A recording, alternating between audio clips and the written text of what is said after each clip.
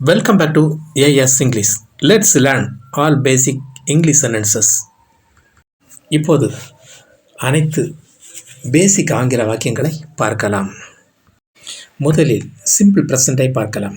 நான் சாதம் சாப்பிடுகிறேன். ஐ eat rice. அவ்வளவுதான். இப்போது சிம்பிள் ப்ரெசண்ட் நெகட்டிவ் எப்படி என்று பார்க்கலாம்.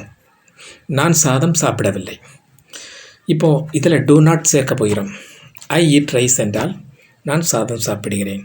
ஐக்கு அடுத்து டூ நாட் சேர்த்து விட்டால் நெகட்டிவ் சென்டென்ஸ் உருவாகிவிடும். அப்படியானால் I do not eat rice, நான் சாதம் சாப்பிடவில்லை. தேர்ட், எஸ் ஆர் நோ சிம்பிள் ப்ரெசன்ட் பார்க்கலாம். நீ சாதம் சாப்பிடுகிறாயா கேட்பதற்கு யூ ஈட் ரைஸ் என்றால் நீ சாதம் சாப்பிடுகிறாய். இதில் டூ சேர்த்து விட்டால் நீ சாதம் சாப்பிடுகிறாயா கொஸ்டின் வேர்டாக மாறிவிடும். இப்போ முதல் சென்டென்ஸையே நாம் பார்த்தோம்னால் ஐ ஈட் ரைஸ், நான் சாதம் சாப்பிடுகிறேன். டூவை சேர்த்து விட்டால் டூ ஐ ஈட் ரைஸ், நான் சாதம் சாப்பிடுகிறேனா கொஸ்டின் வேர்டாக மாறிவிடும். இந்த 3 சென்டென்ஸ்களிலும் எந்த விதமான டவுட்டும் உங்களுக்கு இருக்காது என்று நினைக்கிறேன். அடுத்து பார்க்கலாம். Fourth, WH simple present. நீ ஏன் சாதம் சாப்பிடுகிறாய்? இதில் எஸ்ஆர் நோ டைப் கொஸ்டின் எப்படி கேட்டோம்? டூ யூ ஈட் ரைஸ், நீ சாதம் சாப்பிடுகிறாயா? அதற்கு இந்த சென்டென்ஸுக்கு முன்னாடி ஒய் சேர்த்துருங்க. அப்போ நீ ஏன் சாதம் சாப்பிடுகிறாய் என்ற இன்ஃபர்மேஷன் கொஸ்டின் சென்டென்ஸ் உருவாகிவிடும். அப்படியானால் why do you eat rice, நீ ஏன் சாதம் சாப்பிடுகிறாய்? இப்போது என்ன ஒரு கொஸ்டின் உருவாக்கி விடலாம். When do you eat rice, அதனுடைய அர்த்தம் என்ன? எப்பொழுது நீ சாதம் சாப்பிடுகிறாய்? இப்படி WH வேர்டை சேர்த்தால் அதனுடைய அர்த்தமும் மாறிவிடும். ஃபிஃப்த்து, நாம் பாஸ்ட் டென்ஸுக்கு சென்று விட்டோம், அதாவது இறந்த காலத்துக்கு சென்று விட்டோம். நான் சாதம் சாப்பிட்டேன். ஐ ஈட் ரைஸ்னா நான் சாதம் சாப்பிடுகிறேன். ஈட்டை மாற்றி விட்டு பாஸ்ட் டென்ஸை போடுங்க. ஐ ஏட் ரைஸ், நான் சாதம் சாப்பிட்டேன். அவ்வளோதான். இப்போது சிக்ஸ்த்து, சிம்பிள் பாஸ்ட் நெகட்டிவ் பார்க்கலாம். இறந்த கால நெகட்டிவ், நான் சாதம் சாப்பிடவில்லை. ஐ ஈட் ரைஸ்னால் நான் சாதம் சாப்பிடுகிறேன். ஐக்கு அடுத்தது டிட் நாட் சேர்த்துருங்க. அப்போ I did not eat rice, நான் சாதம் சாப்பிடவில்லை. அவ்வளோதான். Seventh, yes R no type simple past.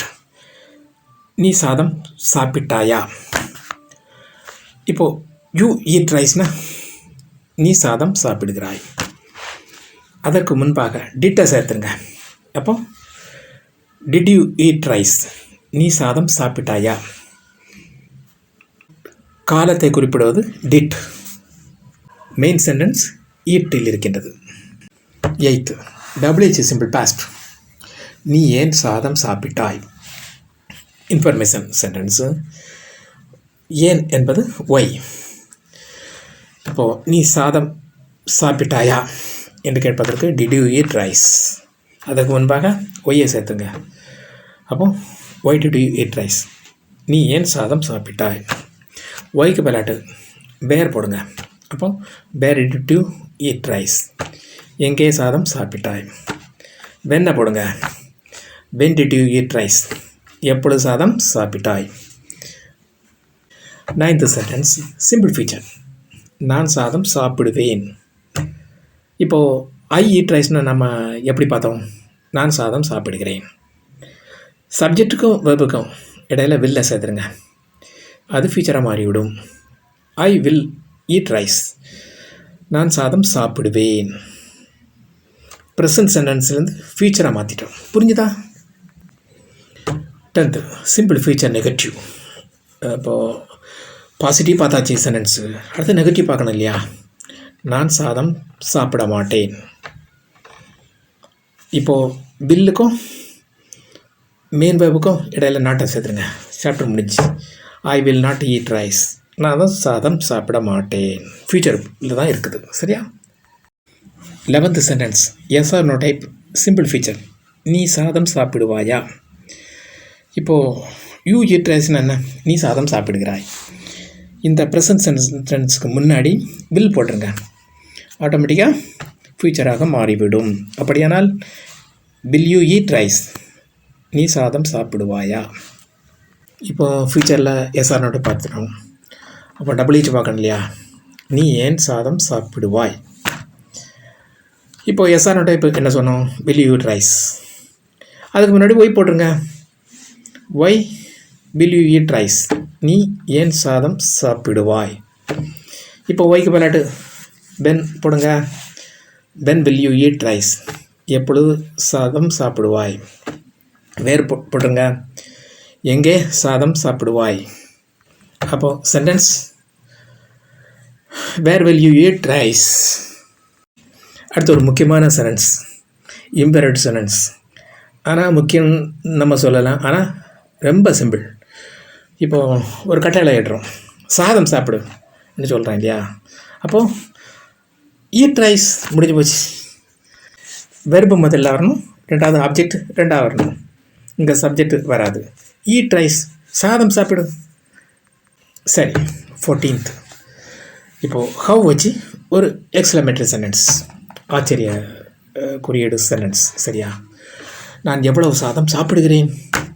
Have I eat rice. இப்போது ஐ ஈட் ரைஸ்னால் நான் சாதம் சாப்பிடுகிறேன். அதுக்கு முன்னாடி ஹவ்வை போட்டுருங்க. How I eat rice? நான் எவ்வளவு சாதம் சாப்பிடுகிறேன்? ஆச்சரிய வாக்கியமாக மாறிவிட்டது. Exclamatory sentence. Last sentence what வச்சு நம்ம ஒரு எக்ஸ்க்ளமேட்டரி சென்டென்ஸ் உருவாக்குறோம். எவ்வளவு நல்ல சாதம். இப்போது ஆப்ஜெக்ட் என்ன இருக்குது? ரைஸ். அதை நம்ம மிகைப்படுத்தி சொல்கிறோம், ஏ குட் ரைஸ். புரிஞ்சுதா? அதுக்கு முன்னாடி வாட்டை சேர்த்துருங்க. என்ன நல்ல சாதம், வாட் ஏ குட் ரைஸ். இப்போது நீங்கள் மறுபடியும் சப்ஜெக்ட் எடுத்துடுங்க, வெர்பு எடுத்துடுங்க, ஆப்ஜெக்ட் ஒன்று எடுத்துடுங்க. எடுத்து இந்த சென்டென்ஸ் போல் நீங்கள் முயற்சி செய்து பாருங்கள். அடுத்த எபிசோடில் நாம் சந்திக்கலாம். தேங்க்ஸ் ஃபார் வாட்சிங். Please share and subscribe.